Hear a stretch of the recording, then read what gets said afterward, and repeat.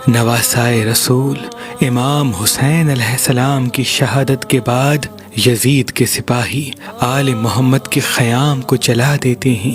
بیبیوں کے سروں سے چادر لوٹ لیتے ہیں اور 11 محرم کو ایک ایک رسی میں 18 بیبیاں باندھ کے کربلا سے کوفے اور شام کے لیے نکلتے ہیں، اور وہاں مقتل میں تمام لاشیں ایسے ہی بغیر سروں کے پڑی تھیں، کیونکہ یزید کا یہ حکم تھا کہ سب کے سروں کو کاٹ کے میری دربار لے کے آؤ۔ بے گور و کفن آل محمد کا خاندان زمین کربلا پہ 3 دن پڑا رہا۔ تاریخ کہتی ہے 3 دنوں کے بعد بنی اسد کی عورتیں وہ پانی بھرنے کے لیے نہر فرات آتی تھیں۔ جب وہ دیکھیں کہ اتنی فوج کا پہرا اب کم ہو گیا ہے تو آپس میں یہ بات کرنے لگی شاید جنگ ختم ہو گئی، اب چلیں اپنے اپنے گھروں کے لیے پانی نہر فرات سے بھر کے آتے ہیں۔ بس وہ جیسے ہی پانی بھرنے کے لیے مقتل گاہ سے گزرتی ہیں تو دیکھیں بغیر سروں کے لاش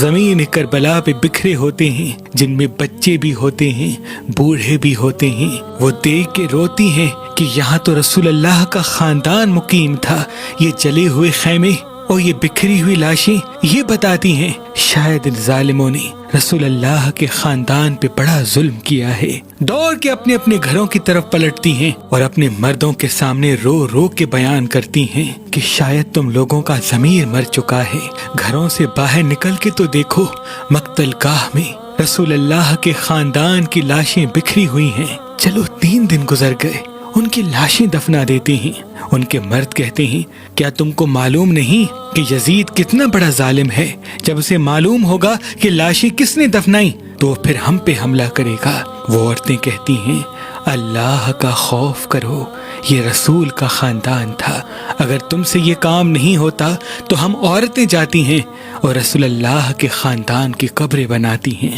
بس وہ عورتیں جیسے ہی مقتل گاہ کی طرف بڑھتی ہیں تو پیچھے پیچھے چند مرد بھی آ جاتے ہیں، اور کربلا کی زمین پہ جب دیکھتے ہیں تو کہیں کچلا ہوا لاشا پڑا ہوتا ہے، کہیں شہزادوں کے زخمی جسم بغیر سروں کے پڑے ہوتے ہیں، کہیں معصوم بچے آگ میں جلے ہوئے، جانوروں کے پاؤں تلے کچلے ہوئے کربلا کی زمین پہ بکھرے ہوتے ہیں۔ وہ زار و قطار روتے ہیں اور پھر سوچیں کہ ان لاشوں کو کیسے دفنائیں، کیونکہ ہمیں تو معلوم ہی نہیں کہ کون سی لاش کس کی ہے۔ بس طے یہ پایا کہ ایک بڑا سا کھڈا کھودتے ہیں اور سب کو اسی میں تدفین کرتے ہیں۔ وہ کھڈا کھود ہی رہے ہوتے ہیں، اتنے میں اعجاز امامت سے امام سجاد علیہ